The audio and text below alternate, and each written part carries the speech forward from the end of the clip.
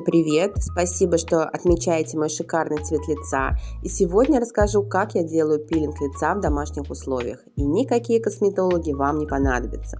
Сначала растворяем бабл-пудру в небольшой емкости, берем кисточку и наносим на лицо. Не забываем про лоб. Наносим мы на все лицо. Теперь мочим ручки и влажными руками начинаем все это растирать по лицу. Оставляем под пленочкой, у меня пищевая пленка, оставляем на 20 минут. Через 20 минут снимаем пленку и смываем весь наш пилинг. Тщательно умываемся и переходим ко второму этапу очищения. У меня это пенка для умывания.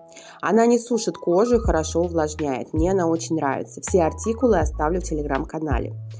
Мы умываемся, промакиваем лицо одноразовым полотенчиком. Ну все, мы шикарно выглядим и готовы покорять мир.